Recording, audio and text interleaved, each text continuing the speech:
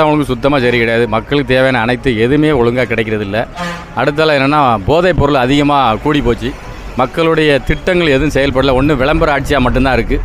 மக்களுக்கு பலன் சுத்தமாக எதுவுமே இல்லை. ஆப்வியஸாக பிஜேபி தான் இருக்குன்னா அப்போசிஷன் ஸ்ட்ராங் இல்லை. அதே மாதிரி அவங்க என்ன பண்ணுறாங்க நம்மளுக்கே தெரியும். ஓட்டில் யார் மிஷின் பண்ணாலும் அவங்களுக்கு தான் போகுது. ஸோ அதனால் வேறு ஆப்ஷனே கிடையாது. ஓகே, தமிழ்நாட்டில் யார் வின் பண்ணுவான்னு நினைக்கிறீங்க? தமிழ்நாட்டில் பிஜேபி வாய்ப்பு கிடையாது. இவர் பிஜேபியில் நின்று 39,000 ஓட்டில் ஜெயிச்சிருக்காரா அப்படின்னு நினைக்கும்போது அதையும் போடுங்க. ஆனால் இப்போ வர முடியாது. மழை வெள்ளத்தில் எல்லாத்துக்குமே எல்லா ஊருக்கும் ஒன்று சொல்ல. எங்கள் ஊரில் ரொம்ப அழிவு. எல்லா ஊருக்கும் அந்த 6,000 கொடுத்தோம். 6,000 பெரிய மேட்ரு கிடையாது. எனக்கெல்லாம் விவசாயத்தில் ரொம்ப லட்ச ரூபாய்க்கு மேலே நஷ்டம். அதெல்லாம் இந்த விவசாயத்தில் கடனில் ஏதாவது தந்தாங்கன்னா தள்ளுபடி பண்ணால் நல்லாயிருக்கும். நம்ம தமிழ்நாடு அரசு இந்த மாதிரி மோடி திட்டம் மாதிரி ஒரு திட்டம் கொண்டு வந்து ஆட்டோவுக்கு மானியம் கொடுத்தா கொஞ்சம் நல்லாயிருக்கும், ரொம்ப வசதியாக இருக்கும். பணம் யார் கொடுக்காங்களோ அவங்க ஜெயிப்பாங்க. அந்த மாதிரி தரப்பில் தான் போய்கிட்டு இருக்கு.